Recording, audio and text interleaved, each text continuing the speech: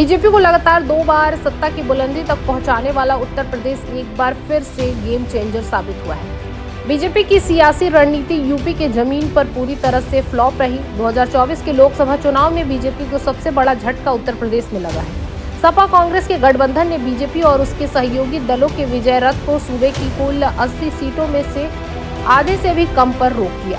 Clean sweep यानी सभी 80 सीटें जीतने का दावा करने वाली बीजेपी 33 सीटों पर ही सिमट गई। इसके चलते ही बीजेपी अपने दम पर पूर्ण बहुमत का जादुई आंकड़ा हासिल नहीं कर सकी। ऐसे में सवाल उठता है कि 2014 और 2019 में पीएम मोदी को सत्ता तक पहुंचाने वाले यूपी में बीजेपी इस बार कैसे हार गई। यूपी में बीजेपी इस बार अपने गठबंधन के दायरे बढ़ाकर चुनावी मैदान में उतरी थी। अनुप्रिया पटेल की अपना दल और संजय निषाद की निषाद पार्टी जैसे पुराने पार्टनर के साथ रखते हुए बीजेपी ने जयंत चौधरी की आरएलडी और ओम प्रकाश राजभर की सुभाषपा जैसे नए साथी जोड़कर चुनावी मैदान में उतरी थी। वहीं सपा कांग्रेस ने आपस में हाथ मिलाकर चुनावी किस्मत आजमाया।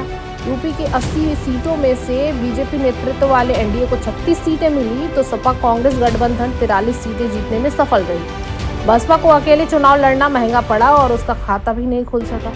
बीजेपी को सबसे बड़ा झटका पूर्वांचल इलाके में लगा है। उत्तर प्रदेश में बीजेपी 10 साल पहले अपने सियासी वनवास को खत्म करने के लिए अपने स्वर्ण वोट बैंक को साधे रखते गैर यादव ओबीसी और गैर जाटव दलितों को जोड़कर नई सोशल इंजीनियरिंग बनाई थी। इसके सहारे बीजेपी यूपी में अपना एक छत्र राज कायम कर लिया था, लेकिन इस बार बीजेपी का सियासी समीकरण बिगड़ गया है।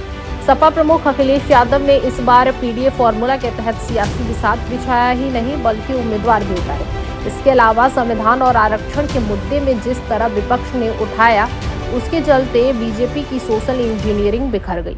गैर यादव ओबीसी के खासकर मल्लाह कुर्मी और मौर्य कुशवाहा जैसी जातियां बीजेपी से छिटककर सपा और कांग्रेस के साथ चली गई। इतना ही नहीं, संविधान के नाम दलित समाज का झुकाव भी सपा कांग्रेस के पक्ष में रहा, जिसके चलते बीजेपी के लिए यूपी में सियासी मात खानी पड़ी। बीजेपी ने उत्तर प्रदेश में अपने 62 मौजूदा सांसदों में से 48 सांसदों को 2024 के चुनावी मैदान में उतारा था।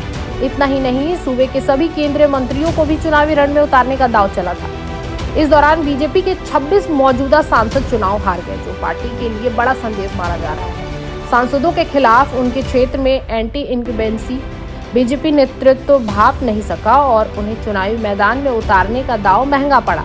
ऐसे में माना जाता है कि बीजेपी के रणनीतिकारों ने सांसदों के खिलाफ स्थानीय स्तर पर जनता के बीच उभरे असंतोष को समझे बगैर मैदान में उतारने की वजह से 7 केंद्रीय मंत्रियों समेत कुल 26 मौजूदा सांसदों की सीट गंवानी पड़ी।